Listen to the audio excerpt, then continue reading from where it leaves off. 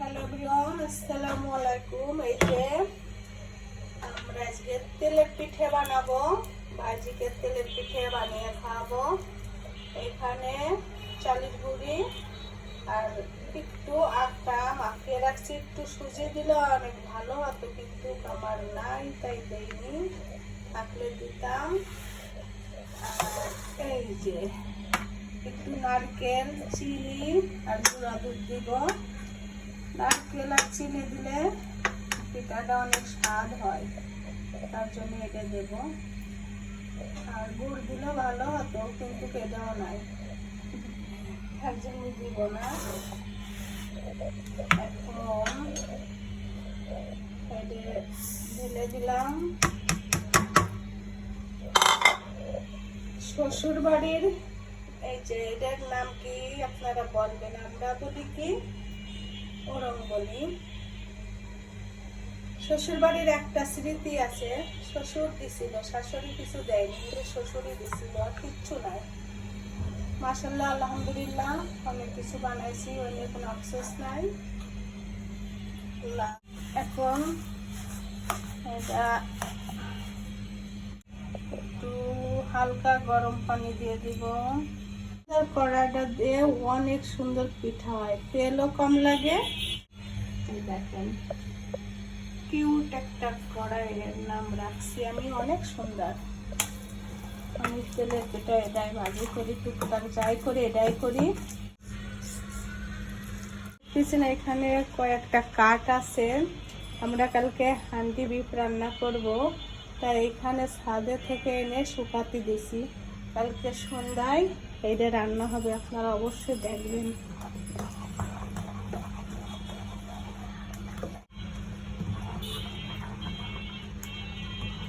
অনেকটাই মনে হবে।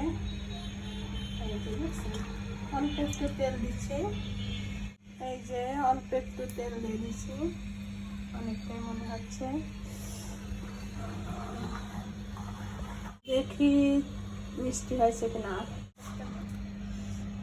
আর একটু চিনি দিয়ে দিলাম, মিষ্টি একটু কম হয়েছে।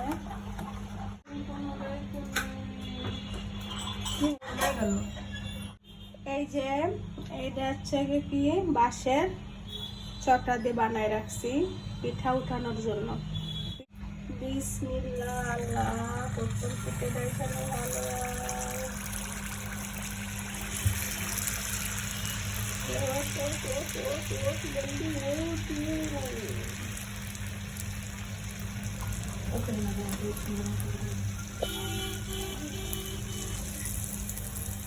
মাশাআল্লাহ মাশাআল্লাহ, দেখেন এক চামচে পিঠাটা একদম হাইটে গেছে, দেখো কেন এমন ভাবে ফুলছে যে পিঠাটাই দেখেন একটু আকাশেতে দেখা, এই যে খাইতে গেছে, দেখছেন।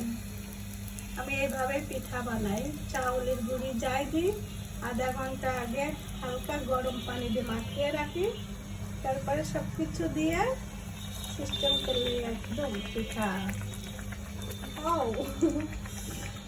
কেমন আসছে, তার জন্য বেশি দিচ্ছি।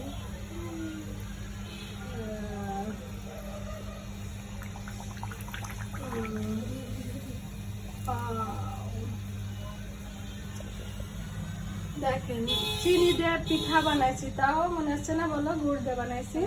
অনেক সুন্দর কালার, অনেক সুন্দর কালার আসছে মাশাআল্লাহ। একটা পিঠা যেহেতু হয়েছে, বাকিগুলো হবে।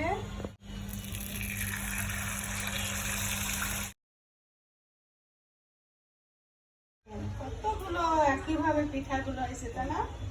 একদম।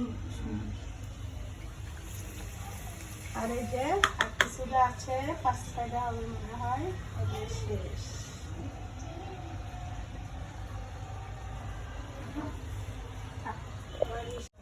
এই যে আমাদের পিঠা বানানো শেষ, আজান দেখছে, বেশি কথা বলবো না,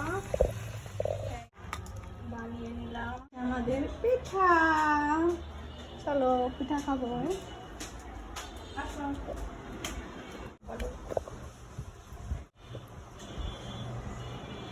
এখন খাও। এরকম পিঠা আমার খাইতে খুব ভালো লাগে। একটু পুরা পুরা, আমার জন্য 3টা বানিয়ে নিয়েছি। দেখেন ছোটটার অবস্থা কি করে, বড়টাও পাগলামি শুরু করে দিয়েছে পিঠে খেয়ে। যাই হোক, সবাই ভালো থাকবেন, আল্লাহ হাফেজ।